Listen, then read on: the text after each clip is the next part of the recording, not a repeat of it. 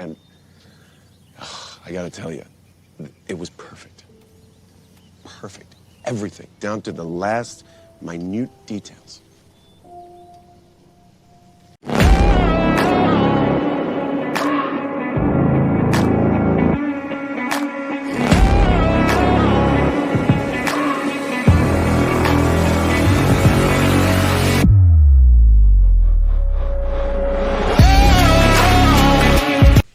Nolan doesn't miss. I could sum it up in that. Like you've seen reviews of everybody calling it a masterpiece, and that's what this is. It is a masterpiece piece because watching it in the theater, going in, I was hyped. I was so hyped that I didn't do anything the whole day because I was going at like 6 in the night or something, and I was just hyped the whole day. I didn't do anything else during the whole day, and to go watch the movie, and just to come out mind blown. This movie is by far my favorite film of this year. I think Nolan has done a great, incredible job, and I think if a while back on the channel I did a video on Tenet and what went wrong with Tenet, and as I explained, Christopher Nolan is my favorite director, but he did a lot of things that I didn't think made sense in Tenet. So watch that video, go back and watch that video. But here, he's come back and he's got his crown back. I think at the most, like, he went back, and he lost it kind of, and people were like, his tenant was bad and everything. But here, he regains all of this, and that's what this movie is, kind of like a culmination of his technical prowess and what he's done as a storyteller and how incredible it is. Because the first off, this movie isn't a biopic. If you think this movie is a biopic, you're wrong. This is, sure, yes, it's based on a life, but he never makes it feel like a biopic. The problem with biopics in general is the fact that most of them always feel the same. Like, guy born, he grows up, you see him meet iconic people, band ups and downs, and then eventually whatever happened in their life, the end, right? There's nothing more or less, or where we see the significant impact of their lives, or we see more. That's why biopics are a very hard genre to do. But Nolan doing a biopic, he doesn't make it a biopic. He makes this story where you're engaged throughout the movie, and you feel as if you're seeing a man's life unfold, but you're understanding him and the people around him and the impact what he has done has on the world. And it's so brilliantly done where it opens with this explosion kind of in the middle, and it says that Prometheus gave fire to the humans, and then he was tied to a rock and tortured for eternity.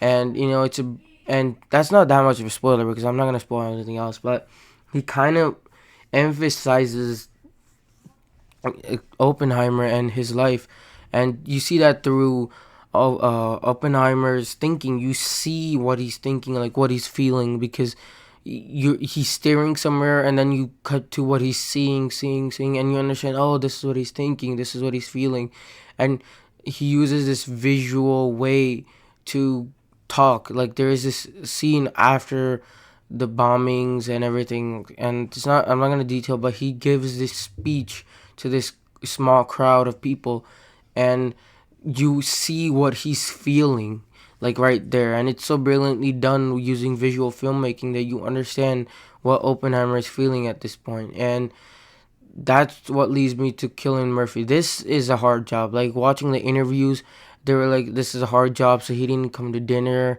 or anything. And I was like, really, how hard is he doing this? But watching the movie, you understand that the way it's written, the heavy themes and messages that are in the movie, the lead character has to be played by an actor who takes the role seriously and dives into it. And Killian Murphy is perfect. After years of working with him and, like, kind of having side roles, he's been giving a lead role, which is the perfect lead for role for him. He does an engagingly brilliant performance to where he is no longer Killian Murphy in the movie. He's J. Robert Oppenheimer. I keep thinking it's Robert J. Oppenheimer. So, yeah. Well, he brilliantly plays Oppenheimer in a way where you understand his feelings, the way he's thinking, and he is the one you're following, and every bit on time he's on screen, you can't just look away. You feel the you feel what he wants you to feel, and there are moments where the camera is on him and you just look into his eyes and you feel the emotions. Like, that's just brilliant acting, where he's not saying anything, he's not doing anything physically, he's just standing there and you look into his eyes and you just feel the emotions he's feeling, and it's brilliantly done. Supporting role wise also, where Matt Damon is brilliant as the Army Groves, I think his name is, where he's so brilliant in the way he plays his role, where he's kind of like the exact opposite of Oppenheimer, but he does a great job where you kind of see a funny dynamic, but at the same time a great dynamic where you understand his emotions too, kind of. And Emily Blunt shines. She is kind of in the movie, and every time she does a great performance as this kind of alcoholic, depressed, but kind of complex human being, and his wife. And you see her life unfold also, but there is this brilliant particular moment later in the movie while she is in a small room. That's all I'm gonna say. And she shines in that where you actually see the prowess, and it's brilliantly done. And other actors as well, who are in the movie, everyone does a top-notch performance. There's also tons and tons of cameos, like more cameos kind of than a Marvel movie. Like there's so many incredible actors, huge stars doing small roles, but they're like on their screen for like 5 minutes, but they do an incredible job. And that brings me to the only person who's on par with Cillian Murphy, the person I would say who gives the most incredible performance that is on par with Cillian Murphy, and that is Robert Downey Jr.'s.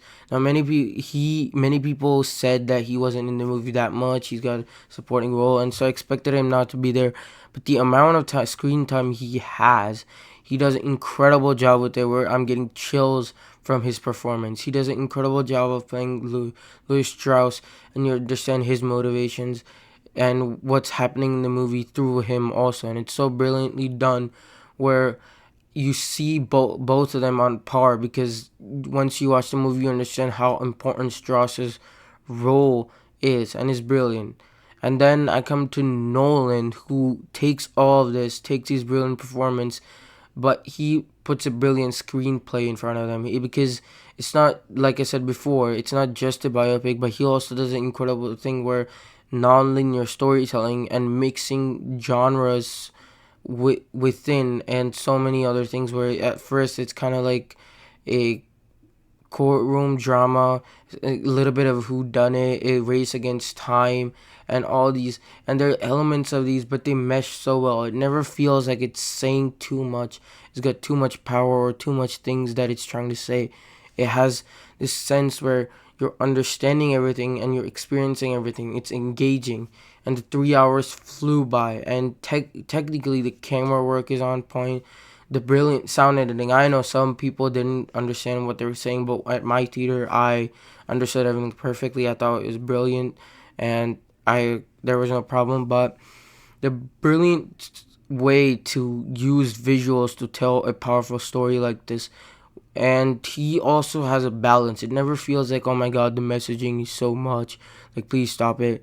No, it's brilliantly done, where you're watching it and you understand the motives, and you understand how about war, about the horrible sense of human beings, because there's literally a scene where they're trying to find a place to bomb it, and this one guy, he's literally like, don't bomb this city because me and my wife go there for vacation. Like, it's so horrible and so inhumane to think like that, but he explores so many things. Like, he explores the inhumane sense of humanity, guilt, trauma, and the fear of humans just destroying themselves, and the fact that how scientists are treated as a whole, that they were important when they needed to be making the bomb, but after, no one really cares about them. And it's kind of brilliantly done with this conversation between a very famous scientist and Oppenheimer, uh, and it's brilliantly done, and there are multiple moments, and that's the thing, it's not a traditional biopic. Nolan uses storytelling to tell life of Oppenheimer, but the impact of war and the inhuman sense and what we done to the world to give a message about why this is horrible, and to give a message on the impact it had on that one man. He does both of these things, and it doesn't feel like it's so much that you can't handle. It's brilliantly done, and it just blew my mind away that John Wick Chapter 4, which was my favorite movie of this year so far, it blew well past it. It blew well past it so much that it's my second favorite Nolan movie, and the more I think about it, it might be number one. Who knows? But he he excels in everything he's done, and its culmination is here, where the cinematography, the direction, the sound editing, the music choices, the story, the acting, everything is perfect. And the 3 hours flew by. It doesn't feel like I'm bored. I didn't need to check my watch or like check on my phone what time it is. I'm engaged throughout, and it never leaves me or makes me think that, oh my god, I don't like this, and it's brilliant. So it left me stunned with so many emotions that I think without spoiling I can't give away. So maybe I might do a spoiler review and talk about each and every one of these moments, but who knows. But thanks for watching. Please subscribe. We got more stuff coming soon.